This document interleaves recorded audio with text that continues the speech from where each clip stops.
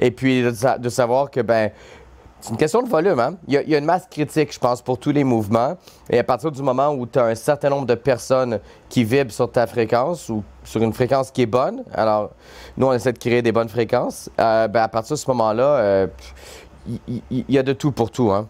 Ouais. Ouais, mais tu vois, c'est aujourd'hui essayer de chercher forcément la qualité de l'information, parce que essayer de faire le tri dans toute cette information des réseaux sociaux. Et tu vois, je me régale à le lire au quotidien. Ouais. Tu postes quasiment. Ouais, presque tous les jours ou deux jours. Tous les jours. Et c'est des posts qui font du sens avec de l'information et de l'information gratuite. Ouais. Parce que ça aussi c'est important, et une information gratuite de qualité, il y en a peu quoi. Donc ça c'est peu. Souvent c'est de la pub, c'est tout. Ouais. Il y en a presque plus en fait. Ouais. Il y en a presque plus. Et c'est arrivé à faire le tri là-dedans. Je pense que c'est aussi un bon conseil qu'on peut donner aux gens qui vont nous écouter ou nous regarder. Trier les informations que vous recevez. Je ne fais que ça, de supprimer des posts pour avoir un fil d'actualité qui ressemble à quelque chose. Moi aussi. Et éviter de perdre du temps en fait. Parce que c'est chronophage sur les réseaux sociaux. Ouais. Et tu te rends compte que finalement, tu passes d'un poste à un autre, et tu n'as rien appris de concret et qui t'a fait progresser en fait dans ta journée ou qui t'a enrichi. Vous avez autre chose à rajouter sur cette façon de concevoir votre métier? Il est très bon ton vin en passant. C'est vrai qu'il est bon. Il est vraiment bon. Non, ben, on prend notre... Bon, regarde, bien. Ça va te faire un petit pic d'insuline. Ça prépare le terrain. C'est ça. Mais non, je crois qu'on a tout dit. Hein. Le but, oui, moi, mes posts critiquent un peu plus que ceux de Matt. Matt est toujours très... Ah, j'adore ça. Mais ça fait partie de ce que moi je fais. T'sais, ça fait partie de ce que les gens attendent que je fasse aussi.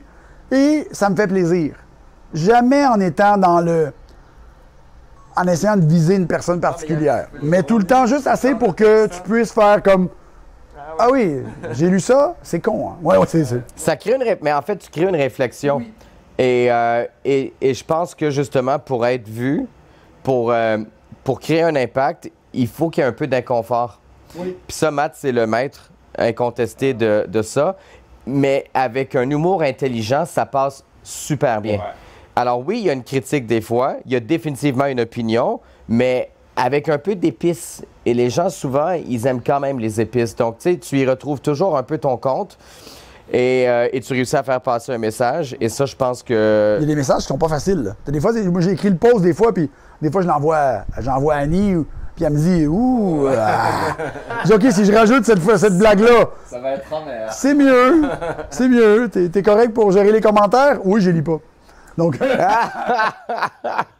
Là, tout le monde le sait maintenant que tu... Non, mais en fait, si on me tag, je vais lire. Oui, je te suis. Si la personne prend la peine de me répondre, OK, je vais lire. Oui, je comprends. Mais sinon, si tu t'offusques, puis tu as vu que certains de mes posts, à la fin, dans le PS, si ce post t'offusque, je suis désolé, je m'en fous. Donc, donc, on est averti. Tu es averti que tu peux répondre, je m'en fous. J'enchaîne sur une petite question justement dans ce sens-là. J'aime pas le sourire qu'il a. Pour vous, à partir de quel moment on est riche? Oh. Qui commence? Vous allez faire des... Écoute, j'en parlais avec Nathalie.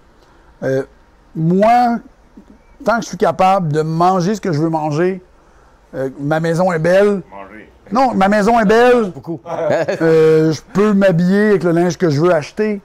Et je peux aller en voyage 1 ou 2 fois par année pour voir le monde. Et que je peux acheter des trucs à ma copine parce que c'est bien acheter des trucs à sa copine quand même. La blonde. C'est tout. J'ai pas besoin de plus que ça. Moi, je veux juste bien vivre. Pas me soucier que je vais être capable de payer mon hypothèque. Non. Ça, c'est correct. Okay. Tu sais, l'argent rentre, il y en a, oui, c'est bien. Tu sais, puis j'ai pas un bon rapport avec l'argent dans la vie, là. Je suis quand même très nerveux avec l'argent, même si ça va très bien. Non, de quel moment on est riche, ma question était ouverte. Hein? Après ça, d'avoir des vrais amis, puis j'en ai pas beaucoup. Pour vrai, j'en ai vraiment pas beaucoup. Parce que cette personnalité-là que vous voyez est réelle pour toutes. Donc, faut que t'aimes. Parce qu'on s'entend, là. C'est pas si simple à m'apprécier sur le 24 heures. Mais... Ouais, mais il aime aussi les gens qui viennent en confrontation avec lui. Oui, un peu. Qui sont vrais, je pense. Qui sont vrais. Ouais, moi, quelqu'un qui... On en parle de quelqu'un qu'on a parlé aussi hors d'onde, qui est là pour te donner un spectacle. Je suis désolé. Ton spectacle, je vais mettre le feu et tu vas me haïr. Ouais. Puis on se parlera plus. Ouais. parce que c'est pas un spectacle. C'est de la santé humaine. Oui, Si tu veux donner un spectacle, il y a des salles à Vegas. Oui. Donc, moi, c'est être avec des gens authentiques, des gens que j'aime. Tu sais, moi, j'habite avec mon frère dans un duplex, donc j'adore mon frère, c'est mon meilleur ami. J'ai ma copine, ma mère est encore vivante. Tu sais, je vois Matt, j'ai comme 4 autres amis. C'est terminé. C'est tout. Tu me dirais, c'est riche? Oui, c'est bien. Ouais. Et toi, Matt? Moi, je vais te donner un chiffre. Parce que ça a été calculé. Matt et moi, on aime les chiffres. Au Canada, on a calculé que si tu avais 5 à 6 millions de dollars de côté, tu étais bien. Et 5 à 6 millions de dollars, tu étais bien. C'est-à-dire que tu ne te posais plus de questions pour quoi que ce soit. Je t'explique. C'est qu'à partir du moment où tu as 5 ou 6 millions de dollars, non seulement tu es bien pour toi-même, mais tu peux contribuer aux autres s'ils ont besoin d'aide. Et moi, ce que je suis en train de voir en ce moment, c'est qu'il y a des gens qui vont avoir de plus en plus de difficultés à réussir à faire le minimum. Et ça me perturbe beaucoup parce que je sais que des mecs comme toi, comme Matt et moi, on va tirer notre épingle du jeu. Parce qu'on est déjà rendu à un certain point dans notre carrière, parce qu'on va être capable d'innover, de s'adapter, parce qu'on a déjà quelque chose à offrir qui est unique et qui est intéressant pour plusieurs. Et on va être capable de continuer à créer de l'intérêt. Mais je sais que ce ne sera pas comme ça pour tout le monde. Et je ne fais pas confiance au gouvernement quand va venir le temps d'aider les gens qui vont avoir besoin d'aide. Très social comme... Ben, en fait, parce que oui, être riche, après, je pense qu'il faut que tout le monde s'en... Plutôt... Mais je pense qu'il faut que tout le monde s'en sorte, en fait. Parce qu'au-delà du fait que Matt et moi, on serait bien, puis même dans des... Matt, il me connaît, hein, ce truc-là, je l'ai depuis 12 ans, là. Oui. C'est que même à partir du moment où nous, on est bien, moi, j'ai une... Caro, elle a une petite fille de 9 ans. Dans quelques années, elle va sortir dans les clubs à Montréal. Et je vais être capable de penser que peut-être elle peut sortir avec ses sécuritaires et que j'ai pas besoin de la suivre et d'être pas très loin, caché, pour m'assurer qu'il lui arrive rien. Alors non seulement il faut que nous, on s'en sorte, mais il faut que tout le monde s'en sorte si on veut avoir un bon climat social. Et comme je fais pas confiance au gouvernement pour le faire, moi, il faut que je ramasse des sous et je vais pouvoir les réutiliser pour en fait aider ceux qui en ont besoin. C'est comme ça que je le vois. Alors 5 à 6 millions, ça paraît comme étant beaucoup. Je crois qu'il nous dira, les gars, c'est bon, je suis à 5. Ouais, non, mais après c'est symbolique. On va le savoir, on va savoir. Après, c'est symbolique, mais non, je pense que... Moi, je le vois comme ça, je me dis, à la limite, si on a le potentiel d'aider les autres, puis je sais que tu le fais d'un paquet de façons, mais je pense qu'il faut tout avoir ça en tête parce que c'est ça, tu sais, on pense à nos sociétés, tu sais, on pense à, bon, est-ce que... Mais surtout dans le contexte qu'on connaît au Québec où les entraîneurs, ils se disent, OK, est-ce que je suis rentable? Est-ce que je suis rentable? OK, oui. Mais une fois que tu as réussi pour toi-même, je pense qu'il faut que tu sois capable de regarder alentour puis de dire comment je peux aider les autres. Puis je pense que par l'éducation qu'on offre, moi, c'est ce que je me dis de plus en plus, c'est qu'en fait, ça devient une clé pour pouvoir permettre à ceux qui viennent faire nos formations pour qu'eux tirent leur épingle du jeu et qu'eux, une fois qu'ils se sont donné un niveau... c'est la pyramide de Maslow, hein? On réinvente rien. Et que là, eux, ils peuvent se retourner de bord et dire, OK, ma mère a besoin de quelque chose, ma sœur a besoin de quelque chose, mon voisin a besoin de quelque chose. Parce que j'aimerais penser qu'avec les impôts qu'on paie, ça va nous revenir. Moi, j'ai perdu confiance dans ce système-là, mais je suis ouvert. Si quelqu'un veut me convaincre que ça fonctionne, je suis tout à fait ouvert à la discussion, mais avec un bon verre de vin, c'est le minimum. T'es mieux me donner 3-4 verres pour que je réussisse à te convaincre d'une affaire comme ça. Au moins 3-4 pour me convaincre, ouais. On enchaîne sur une autre question. Quel est votre pire souvenir et votre meilleur souvenir dans votre carrière? On y va pour le pire. On attaque avec ça. Ouais. Ton pire souvenir dans ta carrière? Mon premier partenaire de carrière pour l'Institut AT, il a fallu que je le mette dehors parce qu'il faisait du plagiat de matériel. J'en veux pas, ça, merci beaucoup, c'était assez pour moi. Merci. Il faisait du plagiat de matériel. Ah oui. Et ça faisait 1 an que je donnais le matériel et que je le vendais. Donc, il a fallu que je reprenne toutes les formations et en lui mentionnant là, que j'avais trouvé que c'était du plagiat et lui ne m'a jamais remboursé. Là. Okay. Pire souvenir. Et jusqu'à maintenant, on se parle encore toujours plus. Donc, tu sais de qui je parle. Ah, ben oui, OK, là, je viens de comprendre. Ben oui. OK. Moi, je le payais pour qu'il produise du matériel et le donner. Et tout le matériel qu'il me redonnait, c'était du plagiat. Donc, après y avoir filé environ 7-8 000 euros, il a fallu que je lui dise. Il dise oui. Ben, il dit oui, mais j'ai pas le temps. Et l'argent? Ben, mais là, ça valait ça. Ben oui, ça valait pas 8 000 euros. T'as rien fait. Ah, donc, déception. Très grosse déception.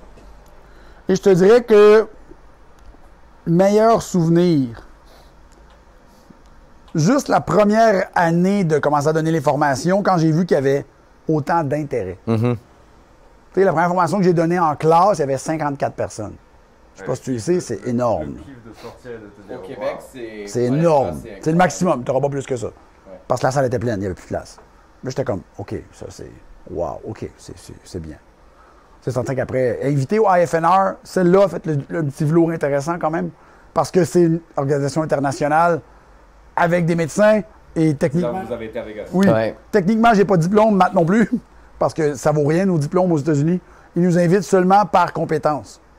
Donc ça veut dire que... C'était un bel honneur, honnêtement. T'es dans le viseur, quoi. Et tu fais, oh, OK. Et te faire dire par les présentateurs, te dire, oui, on n'a pas vraiment tout suivi. OK. C'était le niveau d'aujourd'hui, en fait. La moitié des slides étaient dans la présentation d'aujourd'hui. Adressé à des médecins. Oui, adressé à des chiro. Puis on fait comme, OK. Puis nous, on n'avait que 60 minutes. Ah ouais. Donc en 60 minutes, ils ont été comme... Les slides, tu les envoies. Non, Il y en avait moins quand il y en même. avait beaucoup moins. Il y en avait 45. Dit, les gars, Mais c'était... Celle-là, ce petit velours-là, j'ai fait comme... Le diplôme, je l'ai gardé. On a un diplôme de participation, je l'ai gardé. C'est fait, OK. ça vaut le coup. J'ai été invité à une conférence avec des gens qui ont des hautes études et c'est moi qui la donnais. Puis c'est bien. Des gens qui publient aussi, Oui. donc... ouais, des mentors, en fait, que moi, j'ai eu la chance de rencontrer. C'est un grand mot parce qu'ils se foutaient un peu de nous à l'extérieur du contexte de la conférence. Mais pendant 3 jours, tu sais, t'es entouré des gens qui pensent un peu comme toi, qui font avancer les choses. Donc, juste de baigner dans cette énergie-là, j'avoue que ça, c'était une super de belle fin de semaine, ouais. Et puis entre potes, c'est cool de faire ça aussi. Ah mon Dieu, oui. C'était notre première fois, en fait, qu'on avait eu la chance de passer autant de temps ensemble. Puis Matt puis moi, on s'entendait bien, mais je pense qu'on est devenus plus proches depuis ce temps-là. Puis après, ben, tu sais, viens souper chez un, viens souper chez l'autre. Puis, ouais, ça nous a... En fait, on a appris à se connaître un peu plus, tu sais. Nos copines s'entendent extrêmement bien, fait que ça aide beaucoup. Ouais. Donc, c'est réglé. Donc, c'est effectivement une chance de vous avoir tous les deux en même temps. J'ai mis le temps à vous faire venir les deux en même temps. Ouais. Mais on y est arrivé. Mais le pire souvenir à Matt, c'est quoi? Le meilleur souvenir et le pire souvenir? Ben, le pire, j'y pense depuis tantôt. Puis honnêtement, même si à un certain moment donné, avec une ex-associée, on a eu à engager des avocats parce que ça s'est mal fini, tu sais, j'y pense, puis je me dis, au final, je peux même pas dire que... Puis c'est pas pour être philosophique, mais je me dis, ça fait partie du parcours. Oui. Tu me suis? Dans le sens où, aujourd'hui, je connaîtrais pas les gens que je connais. Je pourrais pas avoir l'influence que j'ai si je n'étais pas passé par là. Parce que même si ça s'est mal terminé, ben au final, si j'avais pas vécu cette expérience-là, 10 ans de ma vie où j'ai travaillé avec une partenaire pour promouvoir la posturologie, même si on se parle plus aujourd'hui, je me dis, mon Dieu, mais j'espère que ça lui a servi parce que moi, ça m'a définitivement servi et c'était ça le but, en fait. Mais donc, alors, pour répondre à ta question différemment, je vais te donner 2 moments forts. Non. Hein? Oui, le TED, en fait, mais le TED, ça a été traumatisant parce que ça a été le genre de truc qui m'a obsédé, dans le sens où pour la première fois de ma vie, pour tout ce qui pourrait être présentation, j'ai vraiment eu le trac. Lorsqu'en temps normal, pour moi, c'est une expérience qui est plaisante. J'avais vraiment très hâte de finir, de jouer ce jeu-là et de passer à autre chose, et je le referai pas. Je le referai pas parce que le TED, bon, pour ceux qui le savent, c'est en direct, et il n'y a pas moyen de reprendre si tu te trompes. Alors, on m'avait donné jusqu'à 15 minutes pour parler de ce que je voulais. Mais moi, après 7, j'avais considéré que c'était fait. Hein? Parce que plus tu parles, plus ça risque de ne pas être exactement comme tu veux. Et je savais que c'était un one-shot deal. C'était en 2016, donc j'étais pas connu comme je le suis aujourd'hui. Alors, c'était un tremplin. J'étais tout à fait conscient de tout ça. Alors, mais c'est pendant des mois et des mois où sans cesse, dans la voiture, dans la douche, je répétais le script parce qu'en plus, on te demande de donner ton script avant de parler. Ouais, donc c'est... Ce que je ne ferais jamais. Je pense pas qu'ils appellent la police si tu dévis. Non, mais tu me suis? Mais c'est quand même que, après, moi, je respecte quand même pas mal, peut-être trop les règles. Mais donc, alors, j'avais appris par cœur le script. Ah non, c'est une expérience de fou. Donc, après, oui, non seulement je le regrette pas, mais je suis content. Alors oui, c'était... mais dans les minutes qui ont suivi, j'ai fondé l'Institut IP, comme je le disais pendant le cours. Puis ça, vraiment, ça a été l'expérience de ma vie parce que ça m'a permis de rencontrer des gens comme toi, mais des gens de partout au monde. Et les gens ont beaucoup appris, mais en fait, la vraie vérité, c'est que moi, j'ai appris énormément. Et ça, c'est riche, mais ça vaut plus que 5 ou 6 millions, en fait. Parce que 5 ou 6 millions, chez moi, dans mon sol, à Mascouche, à pas vous connaître, entre les deux, sérieusement, je choisis les expériences que j'ai Donc, vous voyez. Non, mais le pire, c'est que c'est vrai. Parce que ces expériences-là, en fait, quand je retourne à Montréal et que je suis vers un client et que j'ai à l'aider, j'ai en tête toutes les discussions, en quelque part, que j'ai eues avec toi, avec les autres. C'est plus de 400 personnes qui viennent d'Horizon qui sont complémentaires. Mais je suis bien meilleur dans ce que je fais maintenant à cause de vous. Mais ça, c'était l'idée de IP, puis c'était que tout le monde puisse prendre part à ce jeu-là et que tout le monde puisse en bénéficier, les échanges, en fait. Donc, IP et puis le TED, pour moi, ça a été deux événements clés qui ont un peu défini le cours de ma vie, en fait. Oui, puis ça se voit, c'est ce que nous disait Julien tout à l'heure quand on était dans le couloir et qu'on vous regardait bosser et faire votre présentation.